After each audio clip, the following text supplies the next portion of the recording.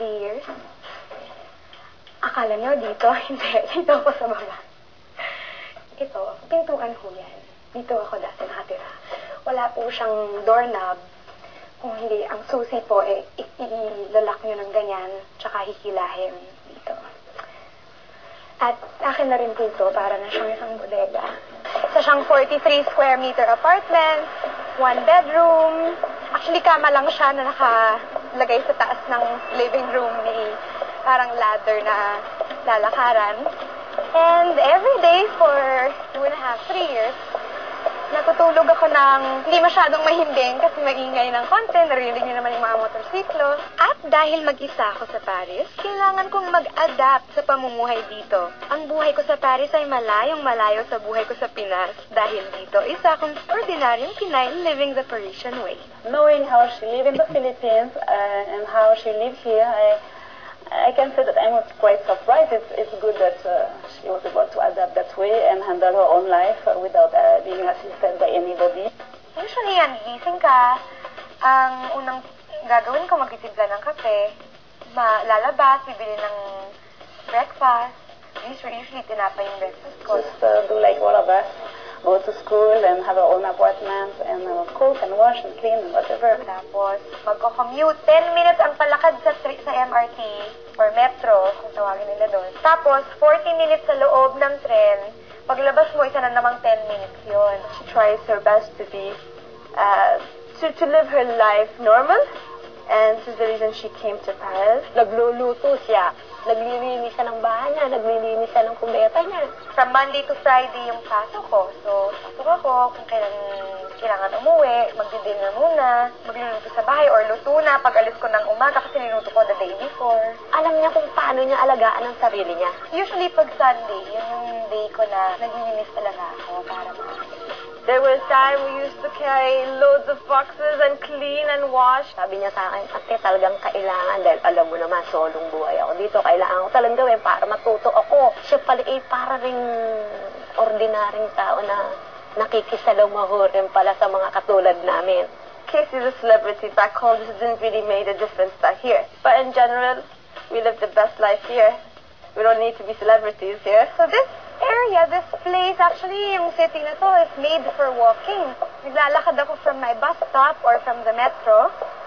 Uwi. Medyo makakuha ka ng konting exercise dito. Bukod sa metro at paglalakad, usong-uso rin ang bike sa Paris. Dahil karamihan sa mga tao dito ay walang kotse dahil mahirap maghanap ng parking. Dati, meron akong bike. Ngunit ang aking bike ay ninakaw habang ako ay nasa classroom. Pero okay lang. Pag nagugutom naman ako, nagluluto ako o bumibili na lang dyan sa store sa tapat. At kung gusto ko naman mag-relax from all the stress from school, or kung gusto ko mapag-isa, pumupunta ako sa secret hiding place ko. Sobrang favorite ko pumunta dito eh. Tahimik lang. Kahit may libro ka lang, pwede kang magbasa all day. Walang makikialam sa'yo. Ganda pa. Welcome to my secret garden.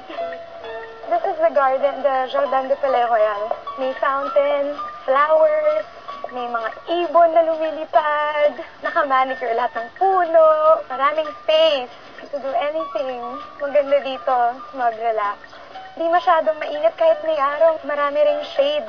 Books were my friends in Paris, kaya naman isa rin sa mga paborito kong tambayan ay ang Shakespeare and Company bookstore.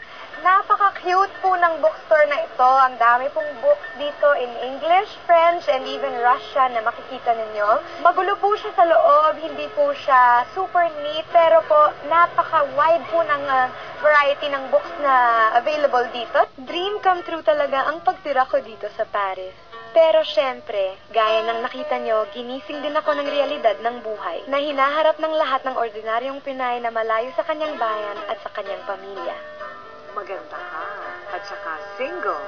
Inaaligid-aligiran ka ng mga romantic Frenchmen doon. Casey, I love you. You know that?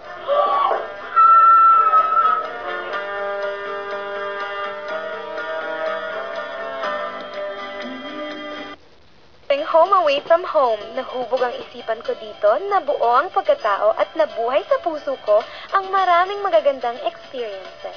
Ang maganda dun sa AUP is that international talaga yung students and hindi marami sa mga schools sa France ang ganun ka-international. Alam niyo, ang swerte talaga dahil ang guard namin dito sa school ay isang Pinoy na 7 years na nandito. O diba ang mga Pinoy, kahit saan matagkad ay merong nakaharap na ako. Maraming kaibigan at friendly siya. Lalo na sa receptionist siya o receptionist dito eh. Sa mga kaklase niya, nirespeto siya dahil bukod sa magaling makisama, magaling din makisama sa mga kaibigan, lalo na mga professor niya. At matalino pa sa eskwelahan. I got a Bachelor of Arts degree in International Corporate Communication. Diyan mo mapapag-aralan yung lahat ng nasa media, TV, film, teatro, news. Yung kinuha ko is yung business side ng media. Ito ang favorite classroom ko dahil dito ginanap ang favorite course ko na Strategic Corporate Communication. So, dito kami every day for 4 months. And usually dito ako umuupo or dito. Yung minor is yung pang-complement lang na makakatulong dun sa inaral mo talagang focus. Pinili ko is theater arts. Meron akong mga classes na screenwriting, nagsulat kami ng mga short films, meron kaming mga video production, acting, mga drama class. Ito ang aming view sa labas at kung saan din kinuha ang bike ko. Ito yung mga naging kaklase ko.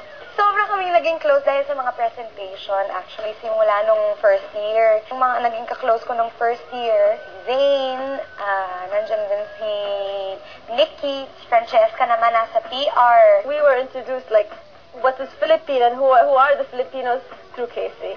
In every presentation, in every project, she always tried to find a way to present Philippines and to present the Filipino society. Ito na yung favorite, one of my favorite places dito sa school namin.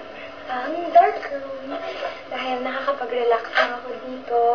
Papatayin ko ng ilaw dahil hindi pwedeng ma-expose ang film. Magde-develop ako ngayon ng picture ng friends ko na si Francesca with Tia para ibigay sa housewarming party niya.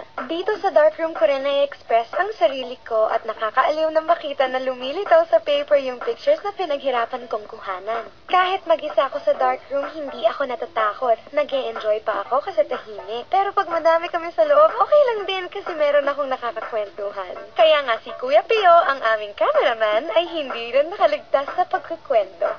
So, Kuya Pio, kwentuhan mo naman ako about your life. Paano ka nag-umpisa sa ABS? Father ko, photographer. Grandfather ko, photographer. Ha? May ganito rin sila. Sa bahay? So, sa bahay, nagaganito sila. Oo. Ang dali lang naman, ano? So, lumaki ka, nasa darkroom ka rin. Aral-aral din ng paano mag-develop. Yung si Francesca, hindi may housewarming mo. At ito pa ang ilan sa mga plates na nagawa ko dito sa Paris. Inspired din ako kasi sa ganda ng Paris talaga. Kahit saan ka mag-click, napakaganda ng lumalabas na picture. So parang